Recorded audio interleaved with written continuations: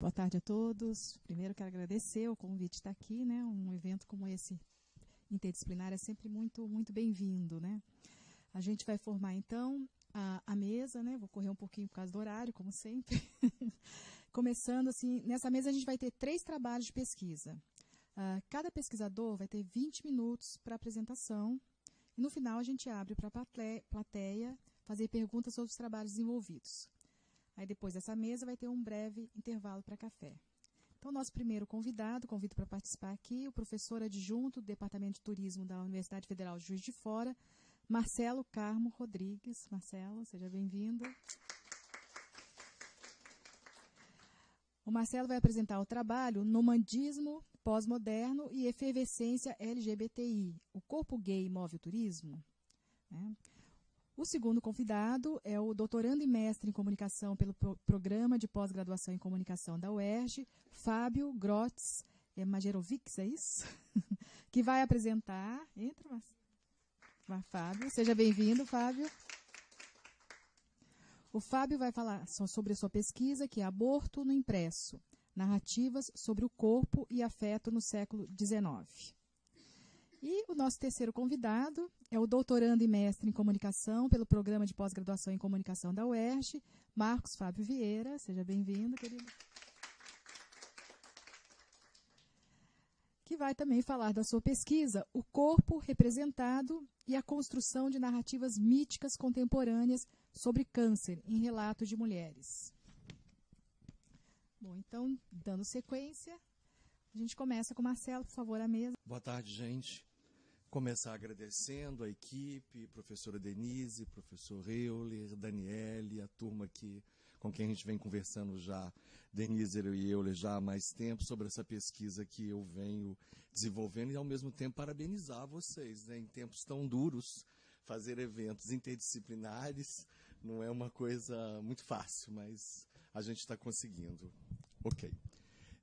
Eu fiquei pensando muito sobre o tom que eu deveria dar nessa comunicação, se adotava uma postura mais acadêmica, mais distante, imparcial, ou falava de algo mais próximo à nossa realidade, ao mesmo tempo mais próximo da pesquisa que eu venho desenvolvendo. Percebi que eu não poderia falar de corpos, emoções, narrativas, dos vários eus, né, presentes aqui nesse evento, sem fazer referência a atos que impactaram demais a percepção sobre os corpos gays aqui no Rio de Janeiro, mas também no Brasil e no mundo. O primeiro, sem dúvida, eu tenho que citar o assassinato do estudante ou da estudante da UERJ, Matheus Passarelli, Teusa Passarelli. Acredito que exista alguém aqui que a conhecia, estudante da UERJ, que teve seu corpo carbonizado. Teusa defendia e estudava os corpos estranhos, em uma relação com as performatividades dos corpos, dos gêneros, dos sexos, esse sexo construído socialmente, redefinido constantemente, como nos apresenta Judith Butler, por exemplo, na teoria queer. Também tenho que lembrar a recusa ou a proibição do prefeito Crivella no que diz respeito a Queer Museu e, mais recentemente, semana passada, a proibição da peça de teatro O Evangelho segundo Jesus, Rainha do Céu, com a atriz transexual Renata Carvalho. E, obviamente, eu também, se eu estou citando de fatos recentes que envolvem os corpos gays, eu não posso deixar de citar o assassinato de Marielle Franco, 3 meses essa semana, sem solução, e os vários outros casos de homofobia, lesbofobia, transfobia, que chocam o país de norte a sul, na maioria das vezes com requintes de crueldade. Uma variedade enorme de trabalhos científicos e correntes teóricas tem historicamente mostrado que os sexos, os gêneros e, mais recentemente, as performances de gênero são construções sociais e culturais, para além de serem somente uma construção natural e biológica. A separação entre corpo e alma continua a inquietar os pesquisadores que continuam elaborando teorias para explicar ou tentar explicar esse corpo gay. Segundo David Le Breton, em A Filosofia do Corpo, o corpo é o primeiro espaço onde os limites sociais e psicológicos são definidos como um emblema onde a cultura vem escrever seus signos como brasões. Também devo citar a obra de Foucault, construída aí entre os anos 70 e 80, e que são fundamentais para tentarmos entender esse movimento, a homossexualidade, para além das questões médicas ou jurídicas, mas efetivamente como um movimento cultural. Em uma de suas entrevistas, Foucault falou da ameaça que os homossexuais representavam às estruturas de poder estabelecidas durante os séculos XIX e XX. Essa família mononuclear, monogâmica, reprodutora, dentro dessa perspectiva de macro e microfísica do poder. Passados mais de 30 anos dessa produção, com a morte prematura do Foucault no ano de 1984, em função de AIDS, podemos perceber que essas ameaças mudaram. Ou se pensarmos por outra perspectiva, mais positiva, essas orientações sexuais e de gênero, como também esse estilo de vida, passaram a ser melhor compreendidas. Os corpos gays se movimentando marcam a história recente do Ocidente, fazendo aí referência ao maio de 68 na França, quando essa aventura solitária de ser homossexual é transformada numa aventura coletiva, deixando de ser doença, patologia ou distúrbio, para ocupar o campo das identidades. Também o turismo e as mobilidades, e aí mobilidades voluntárias e involuntárias, as efervescências dionisíacas e as tribos pós-modernas marcaram o fim do século XX e o início desse XXI. Há ainda os movimentos de Stonewall, em Nova York, a contracultura de uma maneira geral. Se a gente traz essa discussão para o Brasil, a gente tem que citar a Dizzy Croquettes, o Grupo Somos de São Paulo como o primeiro grupo homossexual organizado no Brasil, o jornal Lampião da Esquina, os concursos de beleza, de fantasia, e todo esse underground gay, travesti, a Praia da Bolsa, em frente ao Copacabana Palace, que povoam o turismo, o imaginário dos turistas LGBT, e transformaram o Rio, São Paulo e o Brasil, de uma maneira geral, em destinos sonhados por gays do mundo inteiro. Mais recentemente, uma série de produtos e serviços turísticos vem sendo disponibilizados para o público LGBT. Podemos falar de grandes eventos, cruzeiros marítimos, dos festivais de música, das paradas gays, que promovem uma maratona do turismo LGBT numa escala mundial. Tel Aviv, por incrível que possa parecer, tem uma das melhores paradas gay do mundo. Nós temos a melhor. São Paulo, aconteceu semana passada, 3 de junho, com 3,5 milhões de pessoas na Avenida Paulista. E eu não sei se alguém aqui trabalhou com análise de discurso, e uma cobertura jornalística pífia, ridícula, onde os jornais optaram por falar da quantidade de banheiros disponibilizados para o público na Avenida Paulista e esqueceram todas as outras questões. Dados dessas associações de turismo informam que, enquanto o mercado de turismo cresce em média 3% ao ano, no que diz respeito ao turismo LGBT, esse crescimento é de 10%.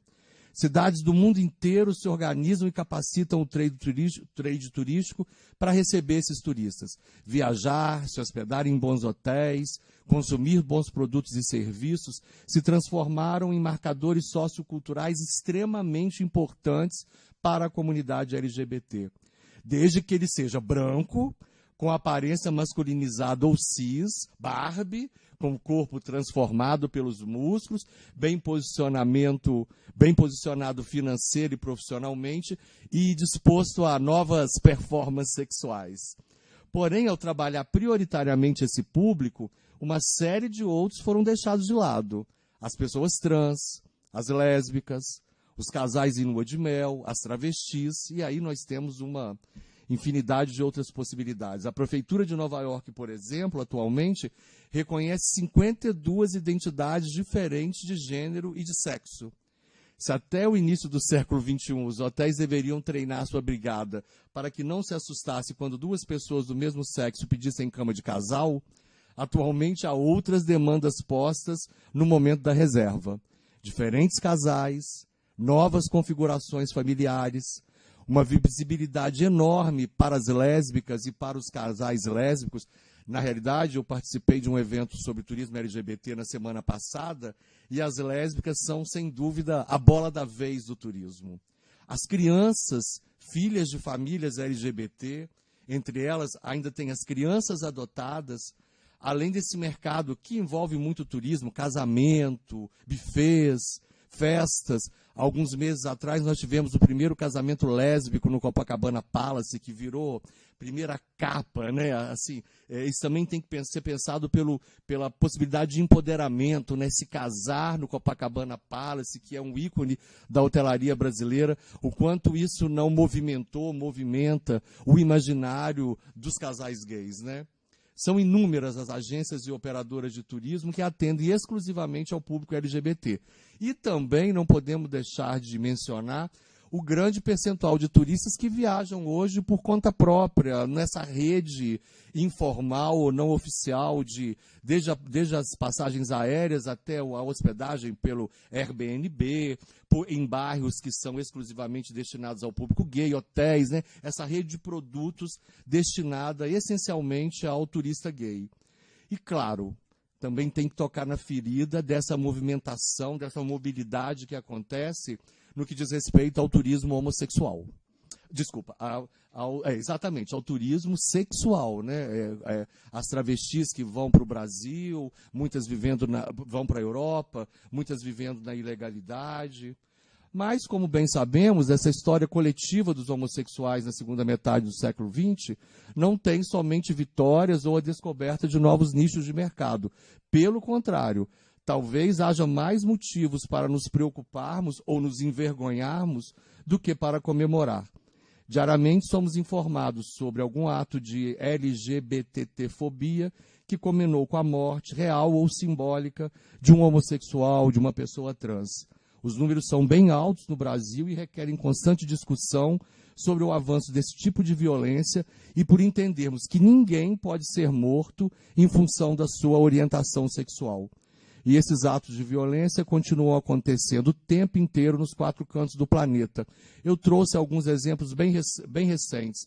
O Ministério do Turismo acaba de lançar uma cartilha para o turista, para o brasileiro, né, o torcedor brasileiro que vai para a Copa da Rússia, pedindo discrição, principalmente aos LGBT, que deverão evitar manifestações de carinho em público. Isso está numa cartilha do Ministério do Turismo. Ao mesmo tempo em que os russos extremistas estão ameaçando a toda hora que irão esfaquear e matar turistas homossexuais. Nós temos um problema com a invisibilidade dessas novas famílias, a invisibilidade de grupos minoritários dentro dessa minoria social, né, que já são os homossexuais, a anulação de algumas paradas gays nas Ilhas Maurício e na Rússia, por exemplo, os problemas do Oriente Médio, da Europa do Leste, campos de concentração na Chechênia, Ásia, e um boicote mais recente à parada gay de Israel. Os efeitos acachapantes da globalização, que tenta homogeneizar, restringir e consentir as novas formas de vida em sociedade, não conseguiram impedir a mobilidade desses corpos gays, conforme nos apresentou o sociólogo francês Frédéric Martel em seu livro Global Gay, Como a Revolução Homossexual Muda o Mundo, quando ele pôde percorrer diferentes locais e verificar in loco os diferentes modus operandi dessas comunidades homossexuais que inventaram novas formas de organização para viverem suas homossexualidades, mesmo em países onde os governos a condenam, obrigando-os a viver de uma vida marginal. O périplo desse autor nos permite descobrir o outro lado dessa história, que nem sempre nos é acessível. Em oposição a essas proibições governamentais e culturais, existe uma rede que vem sendo tecida diariamente com o objetivo de assegurar a liberdade e as novas possibilidades performativas do corpo, do gênero e do sexo. Uma das características mais específicas desse grupo é a possibilidade de mover-se do centro ou da margem ao centro ou vice-versa. Há ainda a possibilidade de deslocar-se em diversos mundos, atravessando as fronteiras do sexo e do gênero para a construção de novas identidades, para além dessas identidades construídas historicamente em uma fronteira muito tênue no meio dessas novas performances. Para concluir, utilizo uma fala de um filósofo francês chamado Didier Ribon. Podemos afirmar que a visibilidade gay e lésbica tem por efeito transformar a sociedade dentro de um conjunto já profundamente modificado, que pode se dizer, do se ver e de se pensar.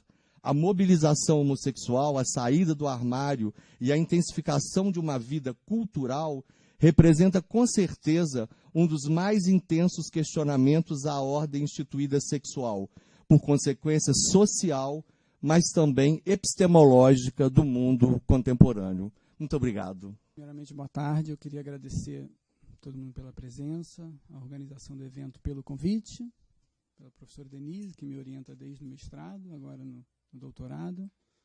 Já são 6, 7 anos já.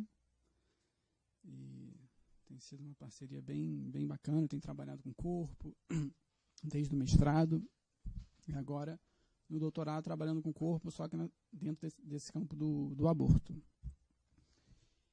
E por que eu estou pesquisando aborto?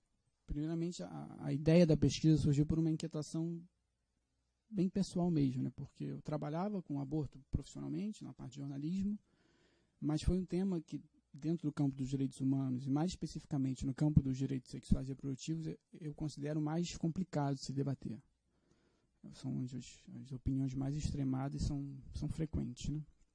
Principalmente dos setores que se colocam contrários à legalização, descriminalização, etc. Então, sempre que eu tive que falar de aborto, eu sempre tive que fazer um reconhecimento de terreno para saber exatamente se eu posso falar ou não, que maneira que eu vou abordar. Quando eu trabalhava e agora também pesquisando, porque quando quando as pessoas em geral me perguntam, você está fazendo doutorado? Eu falo, você está pesquisando o quê? Aí, dependendo do contexto em que eu estou, já tenho que falar, não, eu estou pesquisando saúde da mulher, representação da mulher, porque se eu falar aborto pode criar um problema de dimensões trágicas, sabe? As pessoas ficam furiosas, então eu vou criando essas estratégias para falar sobre a pesquisa, mas que elas dizem muito sobre a voltagem emocional que o tema suscita, e a minha ideia foi transformar isso em pesquisa numa perspectiva histórica.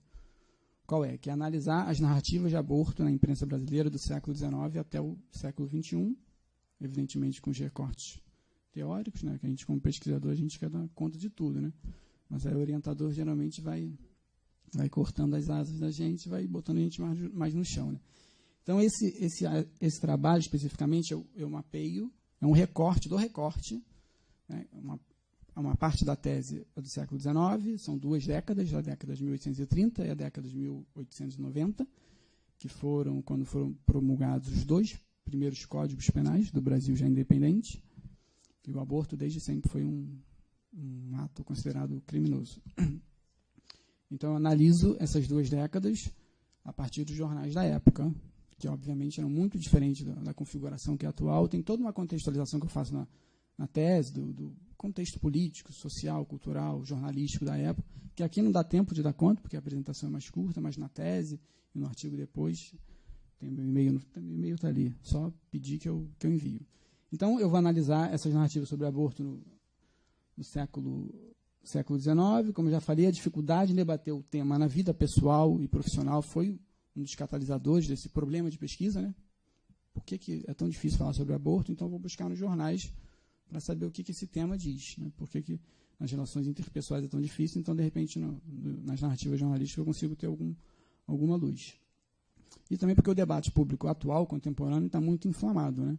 No Brasil, o debate público praticamente inexiste, porque os setores contrários dominam o debate e, a maioria das vezes, impedem que qualquer tipo de debate mais lúcido, com a perspectiva de saúde pública, de autonomia da mulher, aconteça.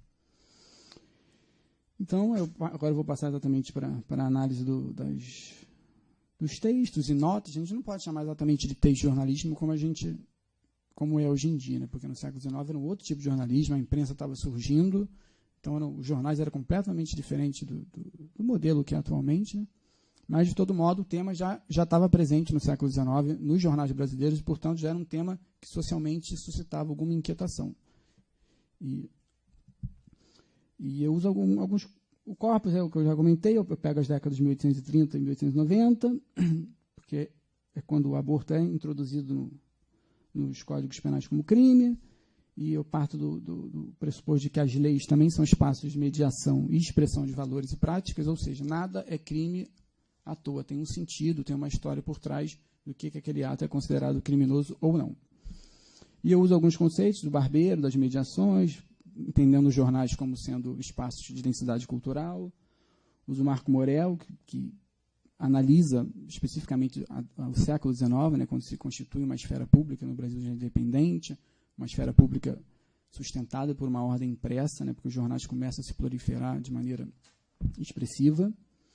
Então, você tem uma disseminação de ideias, de representações, de concepções de modernidade, de nação naquela época, que estão, de alguma maneira, articulados aos debates sobre aborto. A Maria Alva Barbosa, porque ela também analisa o século XIX, falando da instauração de uma nova ordem comunicacional, focada também no material impresso. Né? E eu voltei há pouco tempo do doutorado de sanduíche na França, com o professor David Le Breton, e lá eu tive acesso a uma ampla bibliografia falando sobre jornalismo, e lá tem alguns pesquisadores que falam do século XIX como sendo o período de uma chamada civilização dos jornais na França. Mas como o intercâmbio Brasil e Europa, mesmo no século XIX, já começava a se intensificar, né, depois da independência, então você tinha uma influência muito forte também, não só de Portugal, evidentemente, mas da França e de outros países. O Marco Morel, até no livro dele, ele fala da influência da cultura francesa no Brasil. E o conceito da narrativa que eu estou utilizando especificamente, né, para articular com a temática desse colóquio, é do Mota, que é da UNB, que ele pensa a narrativa como um processo universal de constituição da realidade, e a narrativa serve para você identificar e interpretar as intrigas, situações, personagens, bem como as estratégias de uso da linguagem. Ou seja, ele está pensando as narrativas e os discursos como eventos mais culturais do que propriamente linguísticos ou gramaticais. Então, ele está pensando no uso social daquela linguagem. E as emoções e afetos, eu estou usando o referencial do Le Breton, partindo da ideia de que os afetos não são eventos naturais ou eventos espontâneos, eles têm toda uma roteirização social, simbólica, histórica, que vai condicionar por que certos afetos surgem e outros não, por que eles são domesticados ou não. E o tema do aborto já naquela época parecia como uma coisa bem quente. E aqui é o recorte, os jornais que eu uso são 9 notas notícias na década de 1830 e 40 e 6 textos na década de 1890. Está claro? Estou falando rápido. Então, o primeiro aspecto dessas narrativas que me chamaram a atenção é que o aborto ele já aparece ali, ele aparece dentro de uma narrativa que é a narrativa do chamado fait divers. Né? O fait divers é que o Barthes ele conceitua como sendo aquela informação total, ou seja, aquela informação que traz em seu conteúdo tudo que você precisa para compreendê-la. Ele chama em todo o saber necessário para a sua compreensão. Né? Informação total, imanente. Tudo que você vai precisar para entender aquilo que está escrito, você basta ler que você já compreende. Então, geralmente, o fait divers, notícias de fait divers, que aqui no Brasil estão ligados mais a jornais populares, né, do gênero do jornalismo popular, elas estão tratando de temas da ordem do insólito, do bizarro, do engraçado e do trágico. Então, eles estão operando nesse registro da ambivalência. Né? Tudo que pode ser muito engraçado, muito, muito, muito feliz, mas também, por outro lado, pode ser muito triste, trágico, chocante. E o aborto começa a aparecer dentro dessa lógica.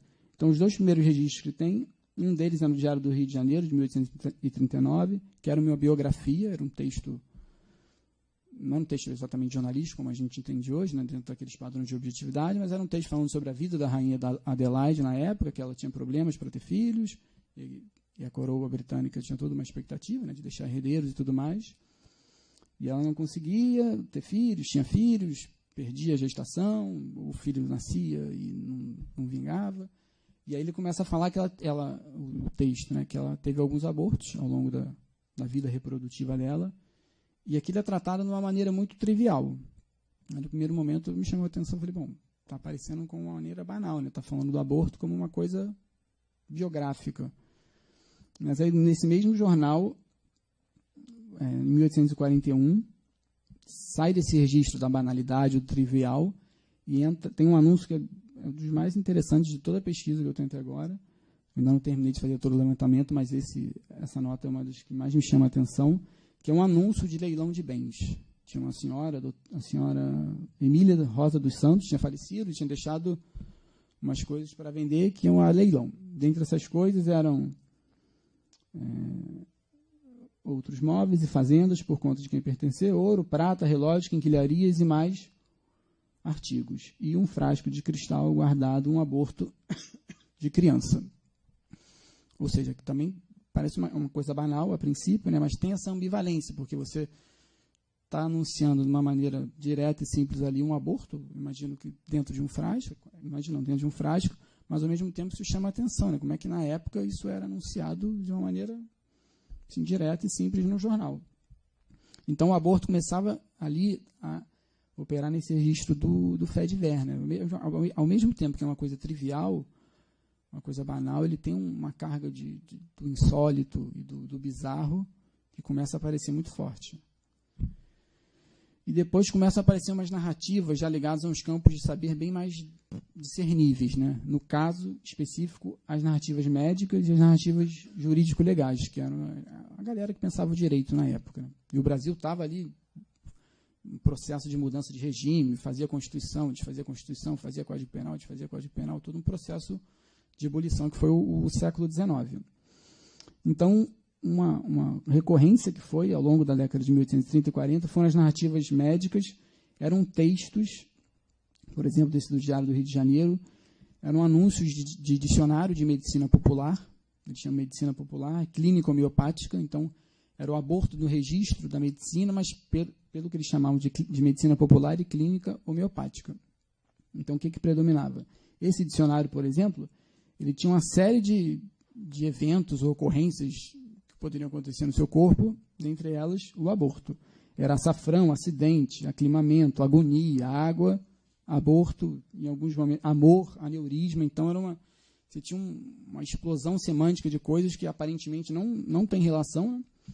Mas o aborto aparecia ali, e sempre com essa preocupação médica de você tratar as mulheres que estavam em processo de abortamento. Então, já tinha ali uma perspectiva de cuidado, né? Você está tematizando, está narrando o evento do aborto, mas numa perspectiva de você, como é que você vai tratar a mulher que está passando por um problema de saúde bastante delicado, né? Pode deixar sequelas graves, quando não, realmente levar a óbito. Então, já começava o que eu chamo de uma expansão semântica. O aborto começa a não só operar no registro de fait divers, mas também no registro das narrativas médicas.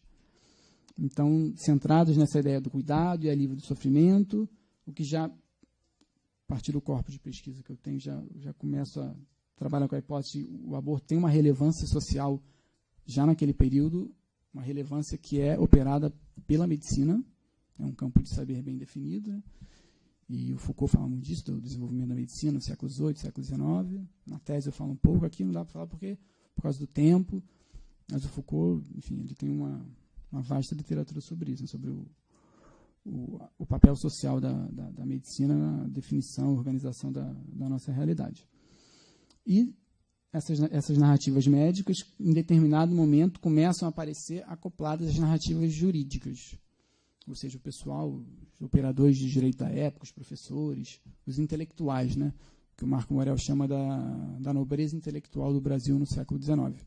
Começa a discutir o tema do aborto, não só pela perspectiva do cuidado ou da medicina, mas também pela perspectiva de como é que você vai regular isso, como é que você vai punir, como é que você vai proteger, e aí que começa a aparecer com força e com bastante evidência a figura do feto, que é um personagem que vai dominar os debates, a partir mais ou menos desse período.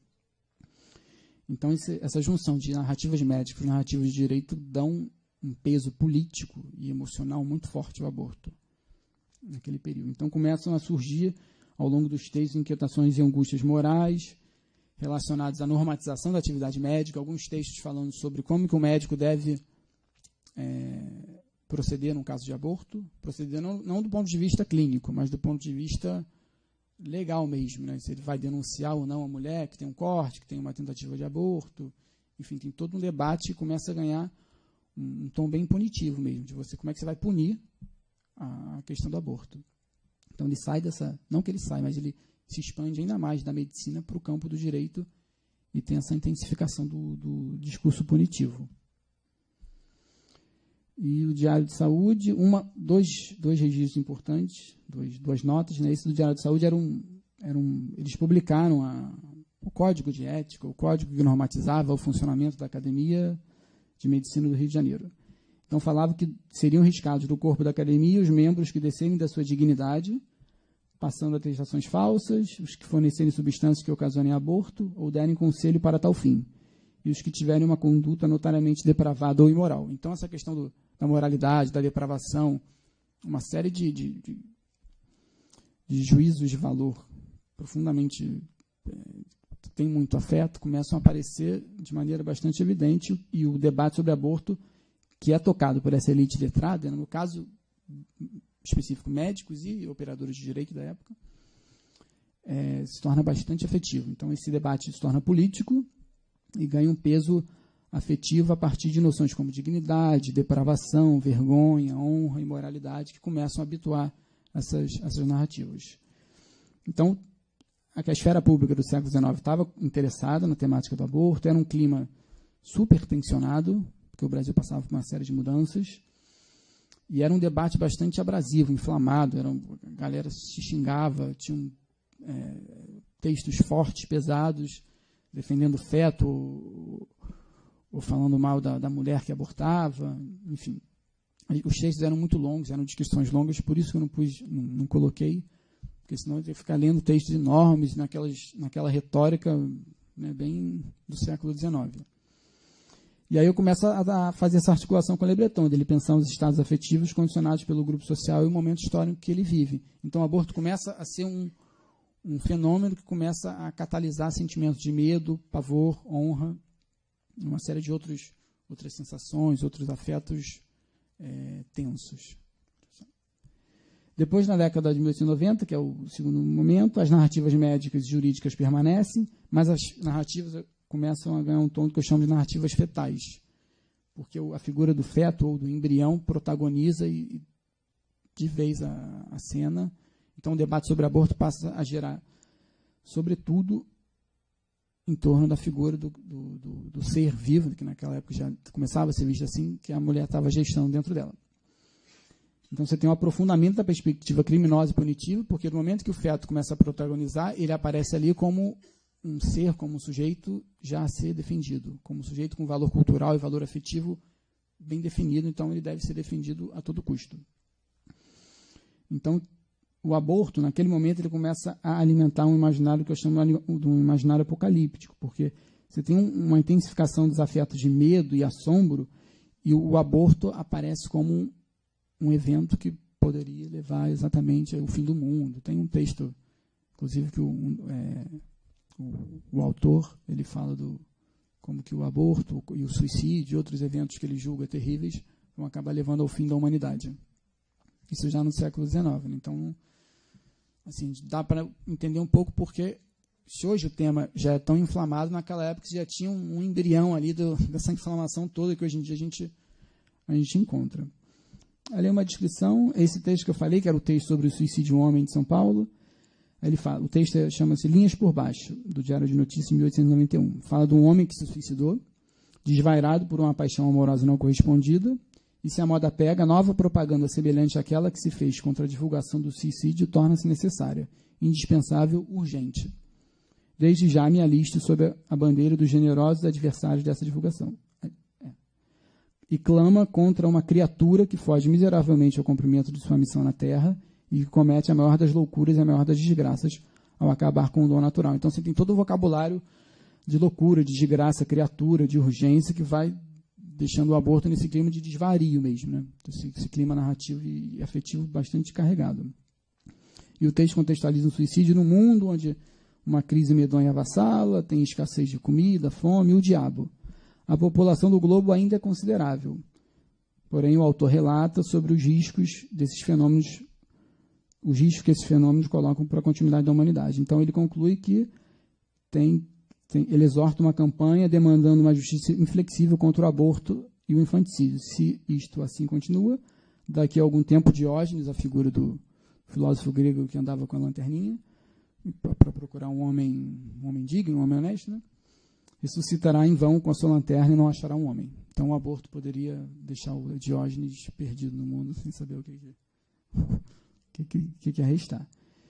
E outra coisa também que marca, começa essa figura do feto começa a protagonizar e você começa todo um detalhamento dos corpos, corpos em decomposição, e começam a aparecer outras figuras como delegado, policial, o médico legista, todo um ambiente, um teatro social que coloca o aborto como uma coisa bastante problemática, tensa, que suscita medo, assombro, desvario, loucura, todo esse vocabulário que eu falei ainda há pouco. Então você tem descrições mórbidas, relatos de violência e de morte de mulheres. Então eu falo desse lugar cultural do crime, esse lugar afetivo do medo e do horror em que o aborto está situado. E por fim, aqui são outras, não vai dar tempo, são alguns relatos, algumas transcrições, na verdade, né, das notas, mas você tem todo um investimento no feto, criminalização da figura da mulher, já começa a aparecer pedido, demanda para prender as mulheres, as tresloucadas e outros termos que apareciam na época. E um vocabulário monstruoso, revoltante, pequenino cadáver, todo um vocabulário implacável, né, que não deixa margem de dúvida sobre o que é o aborto, né, daquele ponto de vista. As considerações finais é que o fenômeno o aborto já estava presente e era considerado socialmente tanto na monarquia, no Império, quanto na República, ou seja, ao longo de todo o século XIX. A esfera pública e a cultura impressa estava aberta ao debate, nesses termos que, resumidamente, eu coloquei aqui. Era um tema tratado por diversas narrativas, embora estivesse restritas, sobretudo, medicina e direito, mas tem um enquadramento também do FEDVER, um enquadramento policialesco, essa centralidade da figura fetal, e uma temática de alto teor afetivo para articular, pensar o jornalismo, essa civilização de jornais com os regimes de afeto, com uma série de sentimentos como horror, medo, angústia, indignação e etc. E aí são as referências. É isso. Obrigado pela atenção. Eu vou aproveitar também para agradecer a organização por ter me deixado depois da apresentação do Fábio, que fica até mais fácil falar de câncer depois do que ele falou aqui, né? São dois temas que são bem estigmatizados, o aborto e o câncer, e que tratam principalmente do corpo da mulher como lugar onde acontecem essas narrativas, onde são construídas essas narrativas, né? O câncer, por muito tempo, ele foi visto como uma doença feminina. Por muitos anos, os cânceres femininos foram muito mais evidentes, logo nos primeiros estudos, né? O câncer de mama, do colo do útero, eles têm uma materialidade, uma visibilidade muito grande, e eles também sensibilizam e mobilizam muito, né? A medicina, ela exerce um controle social muito grande, e principalmente sobre o corpo da mulher.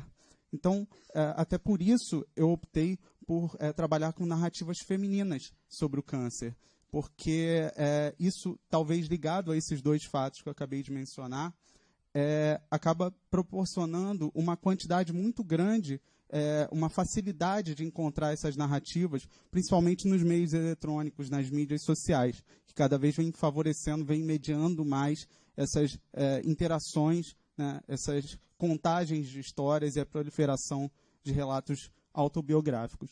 Pode passar, por favor. Então, essas narrativas, elas fornecem uma variedade muito grande de construções simbólicas em torno do corpo, que é onde nós nascemos, vivemos, adoecemos, morremos, e de onde nós só saímos com a morte. Diferente de algumas correntes, como até o Le Breton fala, as correntes sobre pós-humanismo, que falam do corpo ciborgue, do abandono do corpo, do pós-humano. Nós ainda estamos no corpo, ainda vivemos nele, nós ainda sentimos através dele, e é através dele que nós vivemos e representamos todos os nossos afetos, né? E então, esses relatos, assim como muitas narrativas de ficção, eles também são carregados de construções simbólicas, são narrativas elaboradas em torno de uma série de emoções que fazem dessas mulheres uma espécie de heroínas do câncer. Elas são muitas vezes tratadas como guerreiras, vencedoras, sobreviventes. Então, esse tom de tragédia, de drama da vida, da vida social, da vida individual, é muito forte nas narrativas de câncer, né? E é aí que elas se aproximam da ficção científica, dos folhetins e das histórias em quadrinhos, que são um dos meus objetos de pesquisa desde as minhas primeiras pesquisas lá na UERJ.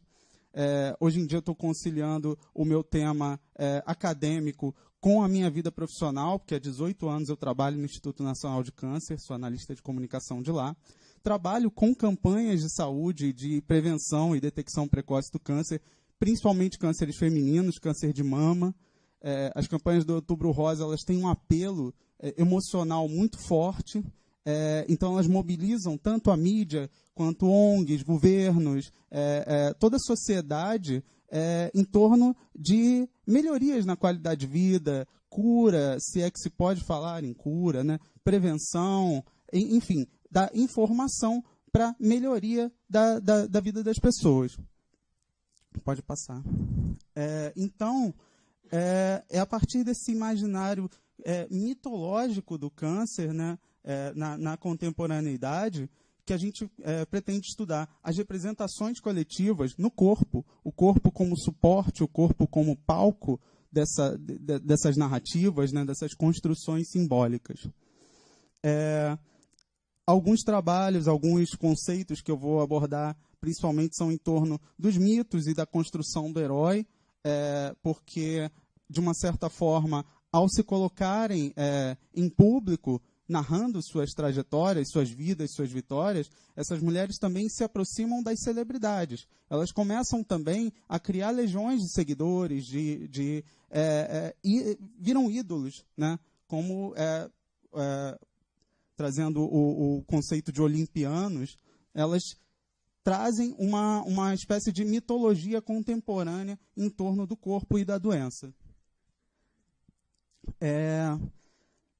Eu vou trabalhar principalmente com narrativas online, né, em mídias sociais, a partir de perfis e posts em algumas mídias como Facebook, YouTube, Instagram, para tentar ver como é que a construção das mensagens, das histórias, também como é que é a relação, a interação dessas mulheres com o público que frequenta, né, com os seguidores, como é que são as interações aí, como é que as pessoas reagem às histórias delas, isso estimula, elas, assim como os mitos, como os heróis, elas também servem como modelos de conduta a serem seguidos, uma vez que elas têm narrativas, algumas vezes de vitória, outras não, como o caso dessa moça da foto que faleceu recentemente, que era uma modelo, que até o último momento ela tinha lá as mensagens dela bem focadas na emoção, no desejo de vitória, naquela busca de viver, né, intensamente até o último segundo. O Edgar Morin, ele fala que dos heróis, dos mitos, a gente espera justamente sempre a vitória, o final feliz, né? O mito do happy ending. Então, será que esse happy ending ele é possível? Será que ele é alcançável? E como é que essas narrativas funcionam para estimular essa busca, né, de uma vida plena, feliz, mesmo diante de todas as dificuldades, todos os sofrimentos relacionados à doença?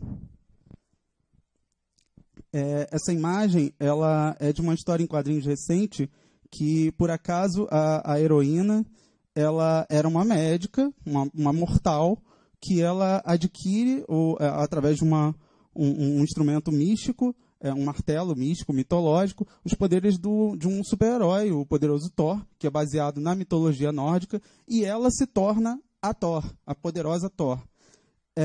Ela está enfrentando um câncer, eles não falam exatamente qual o câncer na história, mas o interessante da narrativa dela, que tem início, meio e fim, é que ela está consciente da provável morte dela, porque ao assumir o manto de heroína, ela acaba se desviando do tratamento médico, e aí ela entra num impasse, né? Ela deve buscar a vida plena num corpo alterado, num corpo mitologizado, como uma fuga, né, do corpo doente, ou ela deve se submeter à ciência, ao poder médico, que diz a ela que a única forma de cura, de viver plenamente, sobreviver, é indo para a cama de hospital. E ela, em um determinado momento da história, ela fala, não, eu prefiro morrer em batalha a morrer numa cama de hospital.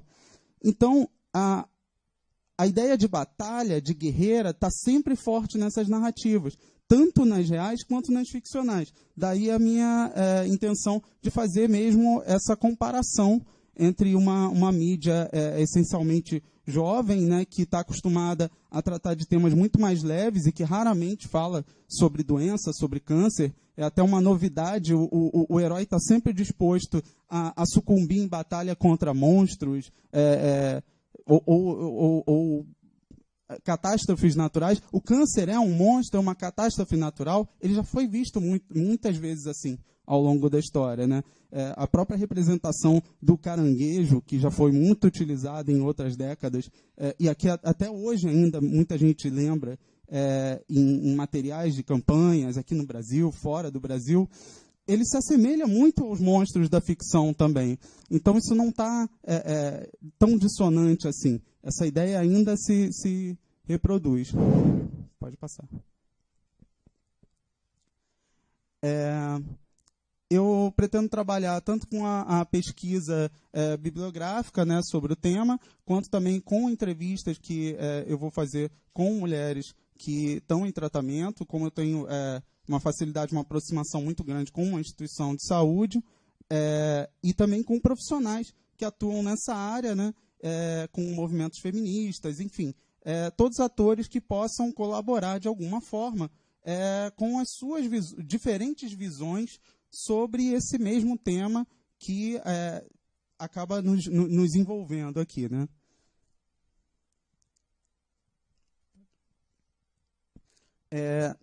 Os conceitos que eu vou abordar estão ligados a autores como Foucault, Mauss, Davi Le Breton, Denise Siqueira.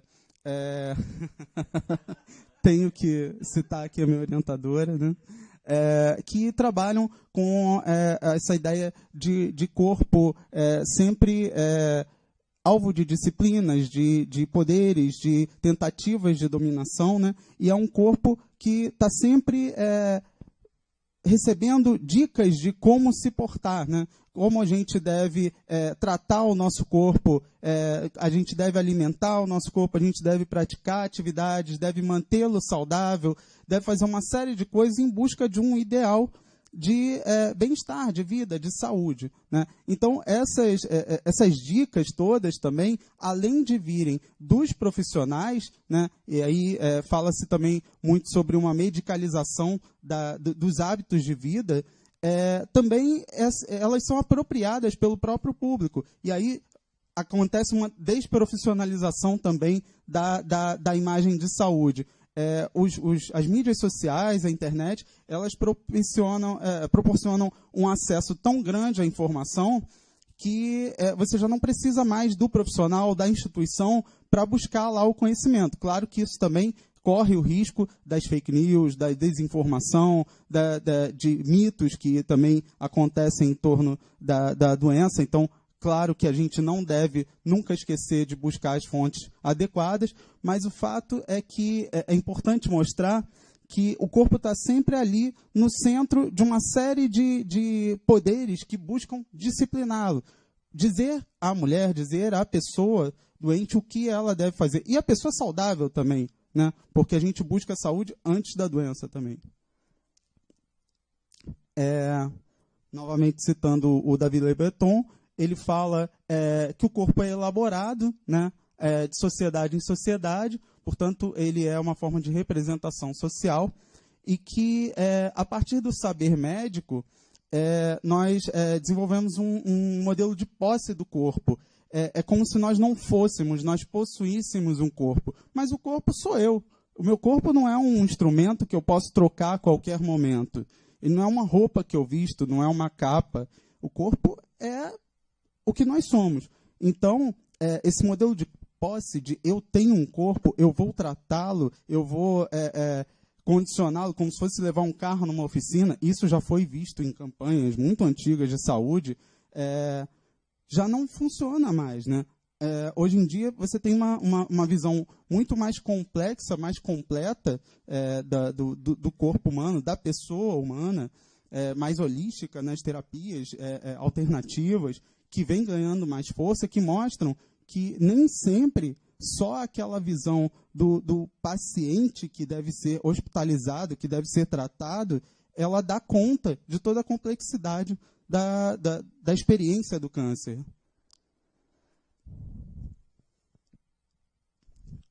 Outros autores também vão ser abordados pela questão da construção coletiva das emoções, né, das socialidades, como Maffezoli. Pode passar. Edgar Morin, pela questão dos mitos, da idolatria. Também o professor Ronaldo Elau, lá da UERJ, com quem também eu tenho um contato muito grande, já participou dos meus trabalhos desde a graduação. Tratam da questão da idolatria, né, da construção do herói nas mídias. Pode passar. A questão da biografia também, né, do relato biográfico como uma construção simbólica, que ela não é uma narrativa do real, mas uma narrativa baseada no real, e que nós selecionamos aquilo que nos interessa para criar uma imagem pública. Então, a própria imagem que nós temos dessas mulheres e da doença já é uma imagem também elaborada, filtrada, e que é mediada pelas mídias sociais, pela tecnologia. Para terminar, eu vou mostrar só alguns exemplos de algumas frases muito comuns de um dos perfis que eu estou analisando, né, que mostram como é forte o apelo emocional nas narrativas de câncer. Por exemplo, como arrancar do nosso peito o medo e a angústia que sentimos? Tem um inimigo dentro do nosso corpo querendo nos matar? Como nos sentirmos em paz depois de que tudo isso acabar? Olhar para o nosso corpo como se ele fosse uma casa mal assombrada, ter medo a cada novo check-up, perder o sentimento de que o câncer é como um bicho-papão. Existe um manual de instruções da vida pós-câncer. Então, quer dizer, essas pessoas, ao viverem a doença, porque você não apenas tem uma doença, né? Você vive nesse momento e após, em função disso. Então, cria todo um imaginário de dor, de sofrimento, de angústia, e que na formação dos grupos sociais, dos grupos de apoio, os grupos de WhatsApp, os perfis de internet, de uma certa forma, essas mulheres não só servem como modelos, né, a serem seguidos, mas elas também fornecem apoio umas às outras, dividem informações, constroem novos conhecimentos e assim desapropriam ou reapropriam o conhecimento científico e passam a ser um conhecimento comum, né, e que pode servir de apoio e também de crescimento para uma imagem diferenciada da doença, que não se limita apenas ao saber científico. E eu fecho com essa imagem, mais uma vez, da personagem Jane Foster, embaixo o corpo estigmatizado, acometido da doença, um corpo facilmente reconhecido como um corpo com câncer, e acima a imagem da heroína, que muitas vezes é a imagem que nós vemos, né, representada, em torno dela toda uma comunidade, todo um grupo social, inimigos, amigos, médicos, deuses, enfim, todos os saberes e emoções e afetos relacionados a essa doença que fazem parte da narrativa sempre em construção a respeito da mulher, que não é só o câncer, né? É uma mulher, é um ser humano. E é isso. Obrigado. Nós vamos agora para um momento bom melhor, né? Tão bom que estou dizendo no sentido da gente poder participar, questionando, perguntando, pedindo mais esclarecimentos e aproveitando, né, esse momento com 3 temáticas aí tão contundentes aí no nosso cotidiano de saúde, o século XX, acho que é o século XXI, o século XXI é o século da saúde, né? Foi muito legal, as apresentações foram muito legais, gostei de todas, e fiquei imaginando uma questão que as perpassasse, enfim, pior que isso está gravando, né? Que as perpassasse, enfim, saiu. E E me ocorreu uma ideia, né, a partir de uma autora que eu estou trabalhando, inclusive, no meu texto, que eu vou apresentar amanhã, que é uma filósofa francesa, Michelle Marzano, na qual ela fala que o único corpo talvez aceito, né, sobretudo no Ocidente, é a ideia de um corpo dominado, de um corpo controlado. E no caso da apresentação do Marcelo, né, a gente pode ver de que maneira esses corpos gays, né, trans, não importa, né, ultrapassam essas barreiras, né, desse corpo controlado, né, enfim, normatizado, e colocam questões para que nós possamos pensá-lo. Da mesma forma, eu também vejo essa questão perpassando o trabalho tanto do Fábio quanto do Marcos, perdão, que eu conheço muito bem, mas esqueci o nome, do Marcos também. Eu acho que essa ideia desse corpo, né, doente, ou que pelo menos recebe esse sentido, esses significados, também remete a essa ideia de controle. E, da mesma forma, essa mulher, né, que se vê aí alvo de uma série de saberes e de olhares punitivos ou não. E aí queria que cada um de vocês, enfim, falasse um pouquinho dessa ideia e enfim, desse um pouco mais para a gente dessa temática. Bom, boa tarde. Adorei as falas de vocês, as três muito legais. Fábio, parabéns para vocês e para a orientadora.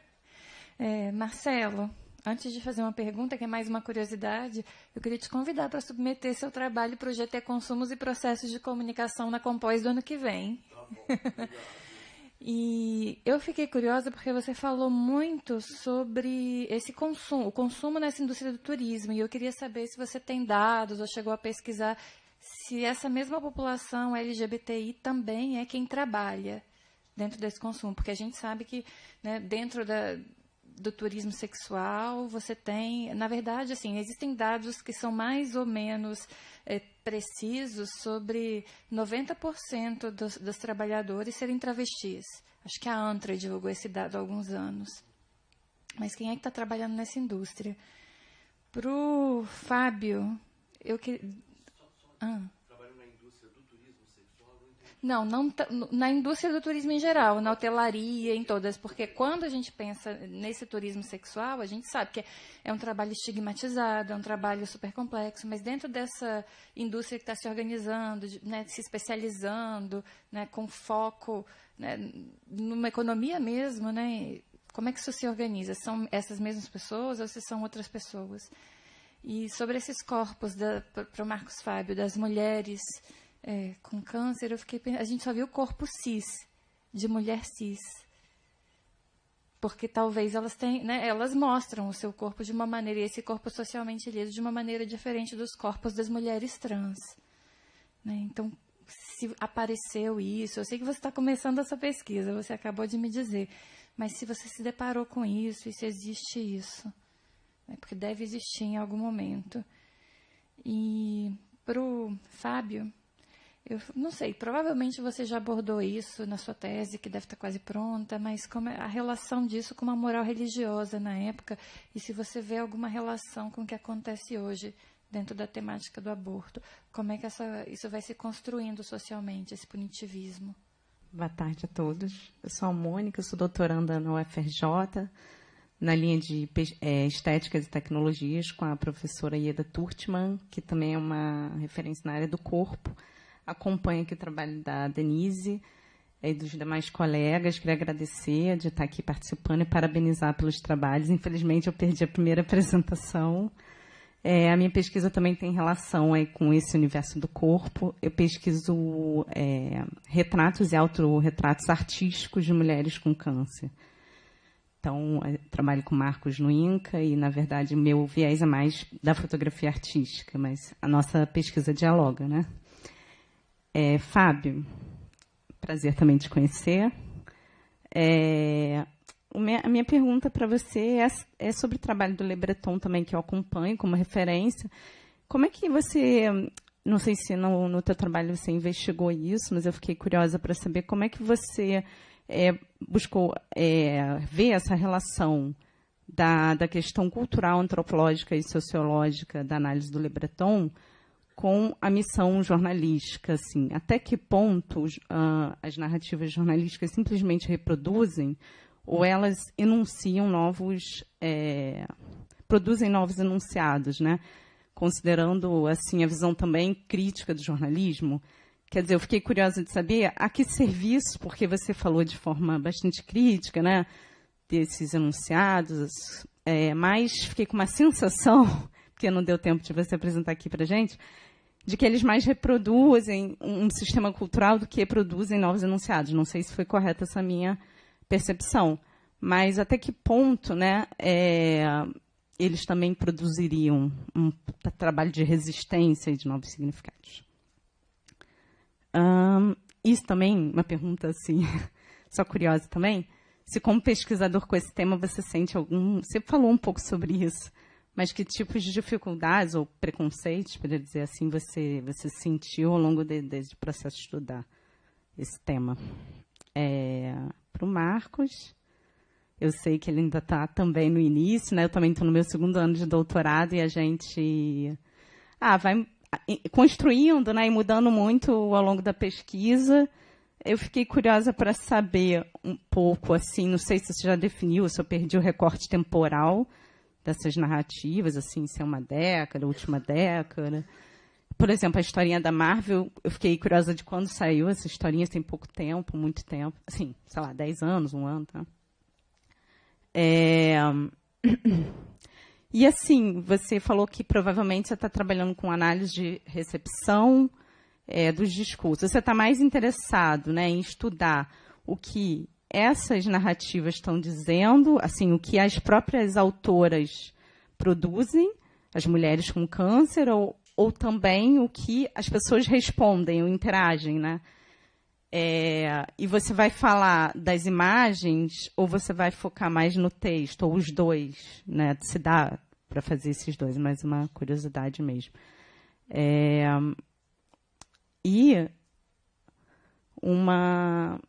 Deixa eu ver se eu anotei mais alguma coisa.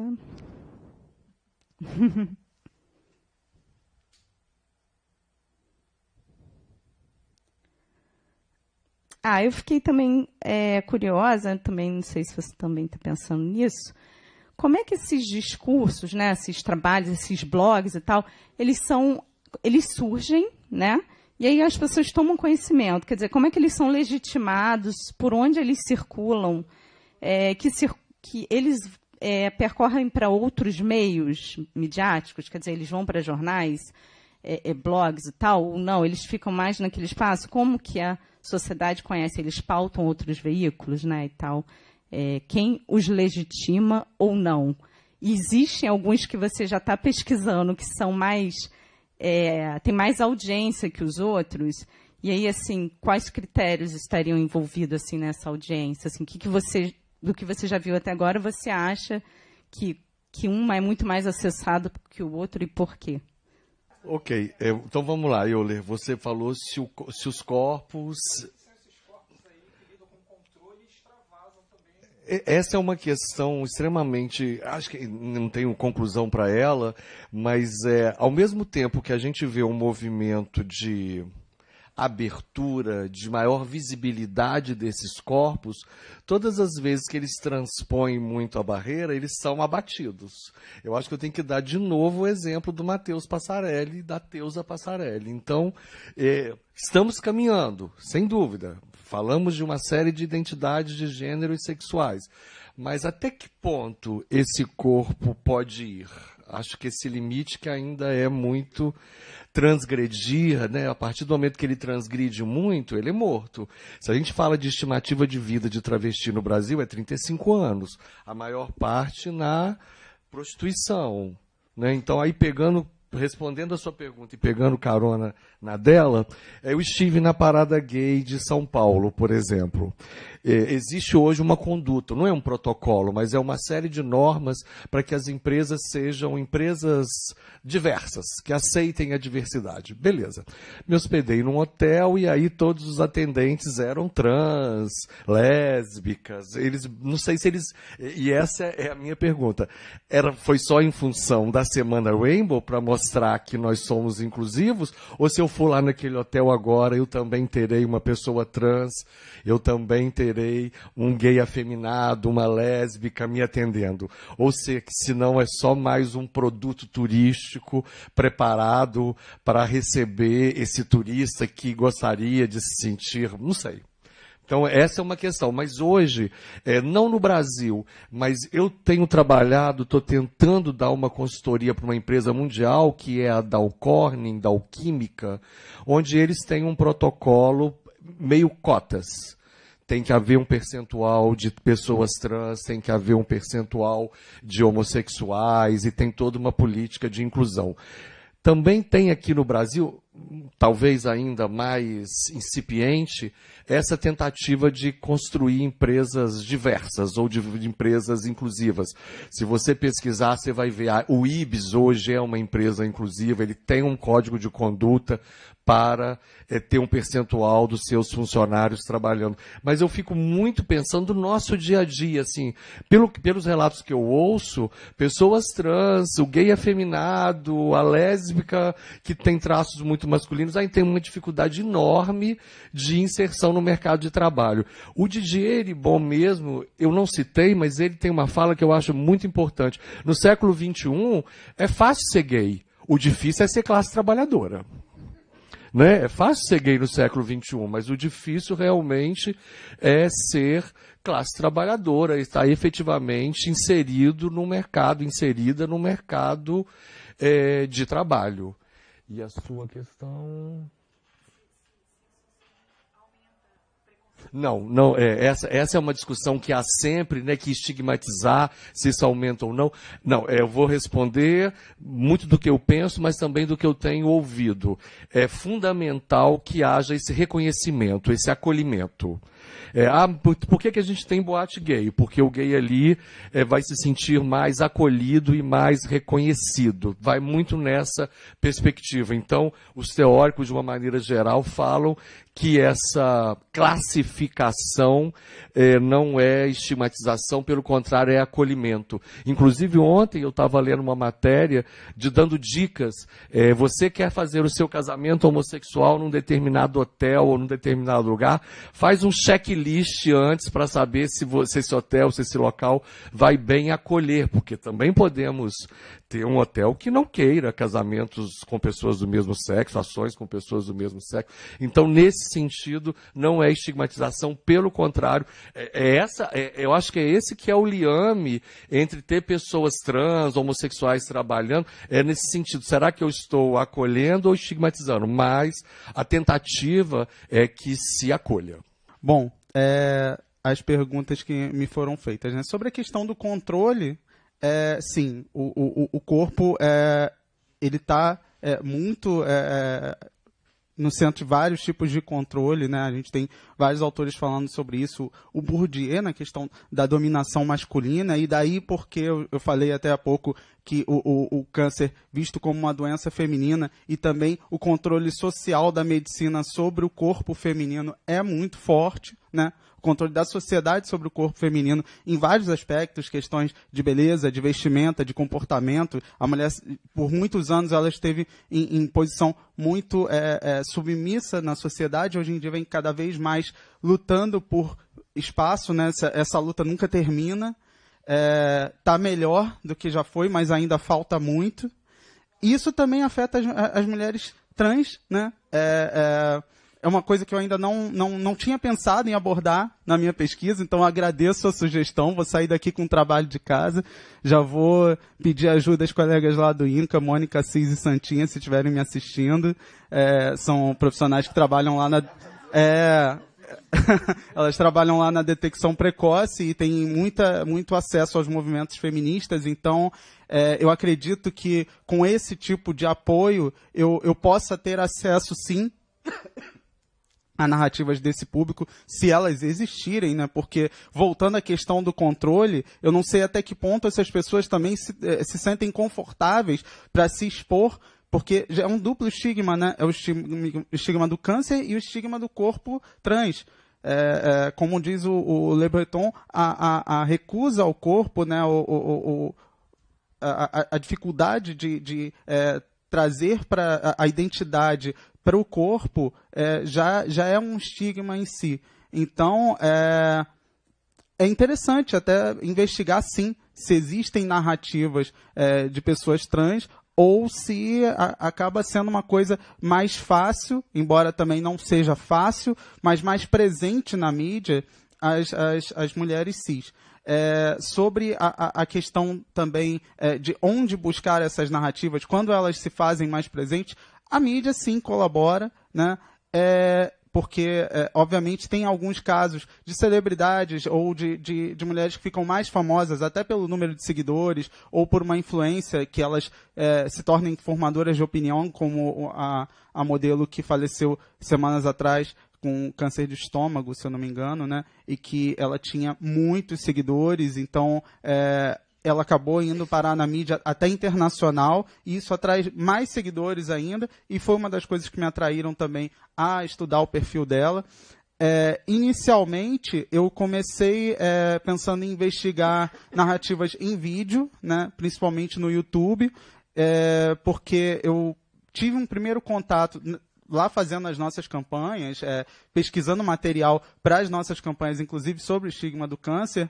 Eu me deparei com uma narrativa de uma ex-paciente muito jovem que teve, eu acho que câncer de ovário, e eu comecei a perceber ali naquela narrativa dela, eu falei, opa, peraí, talvez esse seja o meu objeto de pesquisa. E porque ela tinha uma carga emocional muito forte, hoje em dia ela tem até um apelo muito religioso, mas isso é muito importante, né? A questão da religação também, do retorno ao mítico, mesmo diante de uma doença que normalmente é tratada pela ciência, mas a gente sabe que até a ciência às vezes também é mitificada como a única forma de salvação, a gente sabe que não é a única, né? E também a questão de salvação, de cura, também é muito polêmica. Será que a gente tem que se prender a isso? Então, com o tempo, com a observação, eu fui percebendo outras formas de discurso também, em blogs, em Facebook, no próprio Instagram, e vi que provavelmente eu não vou me prender a um tipo de narrativa, um tipo de mídia só. Vai ter imagem, vai ter vídeo, vai ter texto, de acordo com a necessidade. Isso me lembra até um conceito que a Denise falou ontem, que é o da bola de neve, né? Que uma fonte vai trazendo a outra. Então, é mais ou menos assim que eu pretendo trabalhar. Através de contatos, uma hora eu vou falar com uma profissional que vai me indicar um grupo, ou uma paciente que vai me indicar outra, e assim vão se construindo os objetos da pesquisa. Respondendo primeiro ao Euler, eu acho que o aborto é claramente um tema do campo do controle, né, do corpo controlado. E nesse estágio ainda que eu estou da pesquisa, você tem esse controle médico dos operadores de direito, das normas jurídicas, mas no século XX, a pesquisa eu já tenho alguns dados, isso fica ainda mais evidente com o desenvolvimento da medicina, sobretudo a partir da segunda metade do século XX, com as tecnologias biomédicas de visualização do corpo humano, de detalhamento, de molecularização. Você consegue ver hoje em dia o embrião, o feto em 3D, imagem colorida, em movimento, etc, etc, etc. Então isso fica muito, muito mais claro, esse controle que é sustentado muito fortemente pelo desenvolvimento científico, biomédico, né? E quando você falava, eu estava pensando que na minha dissertação usei a Mary Douglas, que trabalha com a ideia da pureza e da impureza, né? Então, eu acho que as tecnologias biomédicas hoje em dia elas têm criado um imaginário de pureza que, no caso do aborto, acaba se projetando na figura do feto, entendeu? Então, o feto ganha um valor ontológico, né, que é um dos debates, tem uma singularidade, tem uma vida ali. Então, aquele feto ele tem que seguir o seu curso natural, que é um parto e o nascimento. Então, o aborto aparece como uma transgressão violentíssima a essa forma de controle que é sobretudo médica, mas também é um pouco religiosa, né? Como você falou da influência da moral religiosa, né? No século XIX não era tão evidente. É óbvio que no imaginário do Brasil, né, enfim, nós fomos colônia, a Igreja Católica foi um dos motores da colonização, né? Não aparece mais pelas narrativas médicas e pelas narrativas de direito. Mas isso de uma hora ou outra aparece, embora não seja muito claro. Mas, ao longo da pesquisa no século XX, isso fica mais evidente, entendeu? Porque quando o debate sobre aborto ele ganha uma voltagem política muito mais pesada, até por causa do movimento feminista, a partir dos anos 60, 70, e de uma organização, de uma consolidação da sociedade civil organizada, seja a sociedade civil pró, seja a sociedade civil contra, que também é muito forte, os movimentos contrários à legalização. Então, algumas pessoas que pesquisam aborto falam de um certo retorno do religioso no debate sobre aborto, mas isso é mais contemporâneo. Até naquele momento, mas é mais implícito, não é tão evidente. E a pergunta da Mônica, essa questão se o jornalismo produz ou não, ou reproduz a emoção, eu exatamente não entro nesse debate. Eu uso o Martim Barbeiro porque é o conceito que eu acho o mais tranquilo de você utilizar, porque justamente ele te permite que você pense o jornalismo não de uma maneira linear, né? O jornalismo produzindo isso, reproduzindo aquilo, mas ele está pensando o jornalismo como um fio desse tecido social e cultural em que a gente vive. Então, eu não...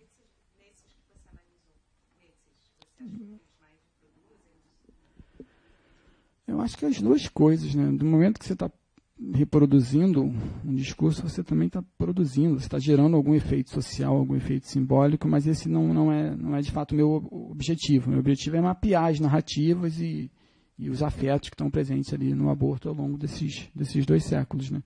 E outra pergunta era a dificuldade por eu ser homem. Até hoje já tive dificuldade por ser gente pesquisando aborto, isso eu tenho o tempo inteiro.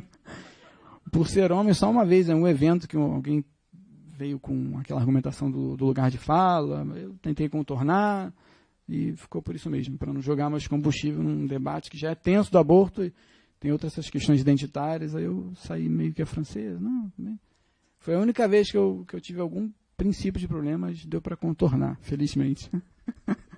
É isso, obrigado.